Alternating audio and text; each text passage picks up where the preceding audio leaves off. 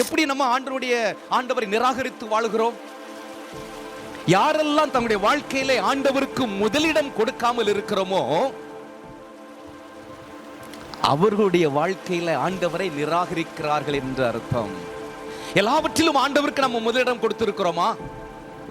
சில நேரங்களில் ஒரு சின்ன காரியத்துக்கு கொடுக்க மாட்டோம். பெரிய காரியம் அப்படின்னா ஆண்டவருக்கு முதலிடம் கொடுப்போம். ஒரு 1000 ரூபாய்க்கு ஒரு பொருள் வாங்கும் பொழுது ஆண்டவர்கிட்ட கேட்டு வாங்குவோமா? 10 லட்சம் ரூபாய்க்கு வீடு கட்டும் பொழுது ஆண்டவர்கிட்ட கேட்டு செய்வோம் இல்ல? ஆனா ஒரு 1000 ரூபாய்க்கு ஒரு பொருள் வாங்கும் பொழுது அந்த இடத்துல ஆண்டவரை நிராகரித்து விடுகிறோம். இன்னைக்கு கிறிஸ்தவருடைய வாழ்க்கையிலும் பல சூழ்நிலைகளில ஆண்டவரை நிராகரித்து விடுகிறோம். ஆண்டவருடைய பிள்ளைகள் தான், ரட்சிக்கப்பட்டவர்கள் தான், ஆண்டவரை ஏற்றுக்கொண்டவர்கள் தான், அவருடைய அபிஷேகத்தை பெற்றுக் கொண்டவர்கள் தான். ஆனால் சில சின்ன காரியங்களிலே நம்ம ஆண்டவரை நிராகரித்து வாழ்ந்து விடுகிறோம். அப்படி நிராகரித்து வாழும் பொழுது அந்த பர்டிகுலர் இடத்துல சில பிரச்சனைகளை நாம் சந்திக்கிறோம். அதை ஆண்டவர் நமக்கு அனுமதிக்கிறார். ஏனென்றால் என் பிள்ளை என்னை நிராகரித்து வாழக்கூடாது என்பதற்காக. ஹல்லேலூயா.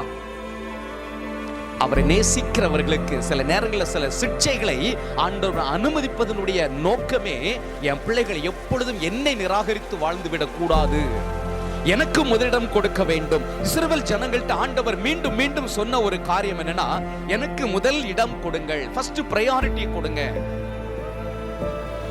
எனக்கு பெஸ்ட கொடுங்க, அப்ப நான் உங்களை ஆசீர்வதிப்பேன் என்று ஆண்டவர் சொன்னார்.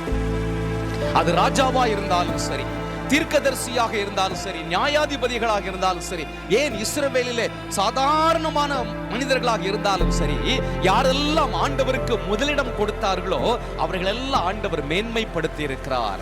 அடிமையாக இருந்தவர்கள் ஆண்டவருக்கு முதலிடம் கொடுத்தவர்களாக இருப்பார்கள் என்றால் அந்த அடிமை என்கிற அந்த இடத்துல இருந்து ஆண்டவர் அவர்களை மேன்மையாக உயர்த்தி இருக்கிறார். அதை நம்ம வேதத்துல ஏராளமாக வாசிக்கிறோம். ஆகவே ஆண்டவரை நாம் நிராகரித்து ஒரு நாளும் வாழ்ந்து விடக்கூடாது.